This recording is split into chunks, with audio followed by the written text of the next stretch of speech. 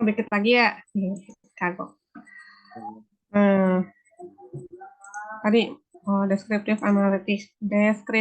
analisis itu mendeskripsikan data yang kita punya. Misalnya kayak tadi ada seasonal atau enggak, musiman atau enggak gitu. Atau misalnya ketika kita plotkan, ternyata ada hubungan antara variabel X sama variabel Y, kayak gitu-gitu. Misalnya kalau X-nya naik, Y-nya juga naik, kayak gitu ya. Atau misalnya eh, proporsi gitu ya. Ternyata A lebih besar proporsinya dari B gitu. Ini C. Gitu-gitu. Jadi datanya itu biasanya divisualisasikan menggunakan grafik, bisa pie chart, bisa line chart, bisa box plot, bisa hmm, macam-macam sesuai dengan tujuan analisisnya gitu ya. Nah, jadi dari situ kita dapat insight. Cuma mendeskripsikan data yang udah ada.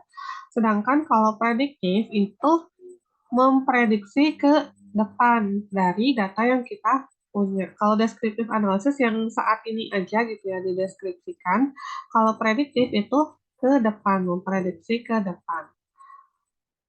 Itu kita bisa pakai algoritma yang beda-beda, kayak support vector machine, neural network, random forest, dan kayak teknik-teknik statistik kayak Arima ya, atau Sarima, banyaklah algoritma yang bisa dipakai gitu. Contohnya itu sistem rekomendasi yang ada di e-commerce dari data pengunjung dan pembelian yang kita udah lakukan itu bisa diperkirakan kita itu bakal tertarik beli apa gitu selanjutnya nanti direkomendasikan di bagian atas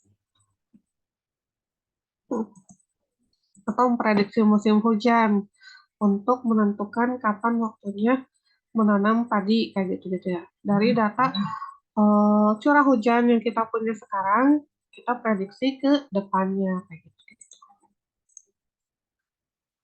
Terus ketiga itu unstructured data analysis. Tadi kan data itu ada dua tipe ya, ada yang terstruktur, ada yang tidak terstruktur. Kalau tidak terstruktur itu bisa seperti teks, image, video, dan lain-lain. Itu cara mengolahnya berbeda dengan data terstruktur kayak gitu.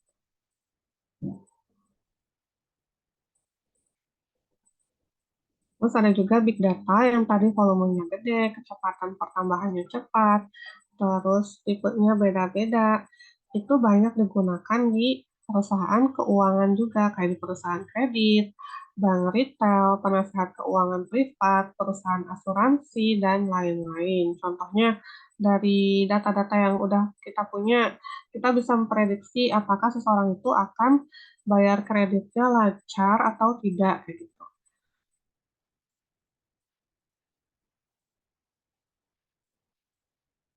Analitik customer, analitik kompilasi, analitik pemalsuan, kayak misalnya mendeteksi mana uang asli, mana uang palsu gitu ya dari fotonya kayak gitu. Terus ada juga cloud computing. Contohnya kayak tadi ya Google Drive, terus Python Online, Canva itu contoh cloud computing. Kita harus tahu teknologi apa aja yang bisa kita gunakan di cloud computing supaya nanti misalnya kita mau edit file bareng pakai tools yang mana kayak gitu. Dan juga artificial intelligence. Oh, cloud computing juga kalau misalnya ngoding bisa ya pakai GitHub, bisa ngoding bareng-bareng kayak gitu. Sharing file dan lain sebagainya. Terus selanjutnya, kita juga harus punya pengetahuan tentang artificial intelligence, walaupun belum sampai ke codingnya gitu ya, tapi kita harus tahu algoritma apa aja yang ada di artificial intelligence supaya nanti kalau misalnya eh, dipakai gitu ya di dunia kerja kita tahu misalnya datanya seperti ini cocoknya pakai algoritma yang mana. Adapun kalau misalnya butuh coding ya bisa hire coder gitu ya, hire programmer untuk mengolah data kita gitu menggunakan algoritma kecerdasan buatan yang kita sudah analisis bahwa algoritma itu yang cocok gitu. Terus kita juga jadi bisa mengarahkan programmernya. Tujuan analisis kita apa, pakai algoritma apa, langkahnya seperti apa, nanti outputnya yang diharapkan itu seperti apa kayak gitu. Kita harus tahu walaupun belum sampai ke codingnya ya, tapi harus punya pengetahuan tentang ini. Terus ada juga Enterprise Risk Management atau ERM. Ini adalah kemampuan organisasi untuk memahami dan mengendalikan tingkat risiko yang diambil dalam mengelola strategi bisnis, ditambah dengan akuntabilitas atas risiko yang diambil. Manfaat utama RM adalah menambah perspektif dan fokus pada manajemen risiko di seluruh lini perusahaan. Nanti yang skill-skill ini kita akan bahas di pertemuan-pertemuan selanjutnya ya. Harapannya setelah kita selesai dari kuliah 1 sampai kuliah 14, kita punya skill-skill yang tadi. Udah sih materinya sampai sini. Tonton ada yang mau ditanyakan atau didiskusikan? Mungkin teman-teman punya laptop semua kan ya? Atau komputer Pakai HP, Bu. pakai HP? Nggak ada komputer.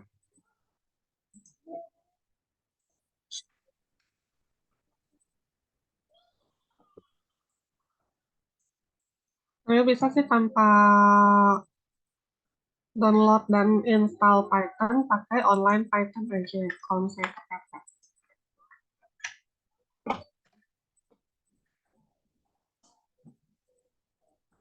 Nanti teman-teman bisa ketik kodenya di situ, terus di run.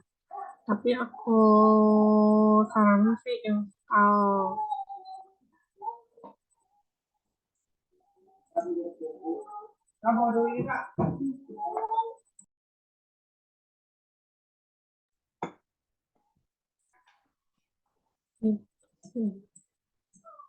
Nanti ada pertemuan 3 ya. Sebelumnya kita nanti ngomongin lagi.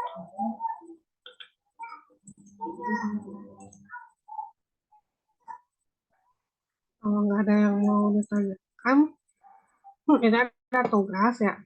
Coba jelaskan transformasi digital yang ada di bidang jurusan teman-teman kan aktuaria ya. Disruptive innovation-nya apa dan dampaknya seperti apa. Teman-teman jelaskan kondisi before after-nya ya. Dan kalau ada sumber berita atau jurnalnya. Misalnya di perusahaan A itu tadinya pakai Excel dalam mengolah data. Terus dilakukan transformasi digital dengan membuat sistem informasi.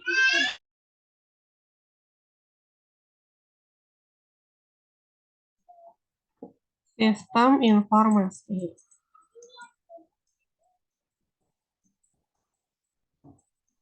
Informasi. Nah, di situ yang tadinya kita, di sini kan ada database. Yang tadinya kita kalau mau minta data ke divisi lain itu lewat email, pakai Excel-nya dikirim gitu ya. Setelah adanya transformasi digital, kita nggak perlu lagi minta email, minta dikirim email atau di lewat flash disk, tapi semua divisi itu mengupload datanya ke database secara rutin, misalnya sebulan sekali gitu. Nanti sistem informasinya akan mengenerate laporan sendiri. Jadi ini menghasilkan laporan. Laporan ini bisa diakses oleh divisi lain. Jadi divisi lain kalau butuh laporan divisi A, misalnya nggak perlu minta ke divisi A, contohnya ya. Jadi tinggal ngambil dari sistem informasi tadi. Kayak gitu. Ini kondisi before-nya berarti. Ini kondisi after-nya. Dampaknya apa? Dampaknya misalnya kerjanya jadi lebih efisien, nggak perlu minta-minta file lagi, tinggal download sendiri gitu. Terus nggak perlu bikin laporan lagi, karena kita tinggal upload data, terus nanti laporannya di generate oleh sistem informasinya, kayak gitu-gitu. Nanti teman-teman jelasin, kalau ada sumber berita atau jurnalnya, tonton, cantumkan gitu, atau webnya gitu, dicantumkan. Nanti terakhir dikumpulinnya hari Kamis depan ya jam 12 malam. Tanggal 21 berarti. 21 jam 23.59. Ih, yang mau ditanyakan tentang tugas atau tentang materinya.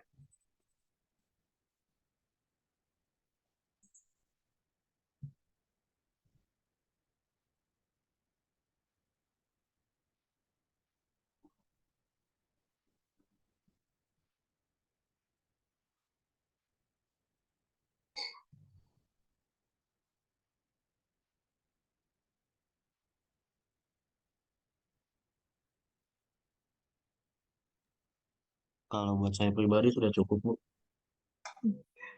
Itu kita cukupkan aja ya untuk pertemuan hari ini. Terima kasih ya teman-teman semuanya. Assalamualaikum warahmatullahi wabarakatuh. Nanti minta tolong di Waalaikumsalam. recordnya dibagikan ya. Terima kasih teman-teman. Selamat malam. Selamat Terima kasih, Bu. Terima kasih, Bu. Terima kasih Bu. ya. Terima kasih, Bu. Ya.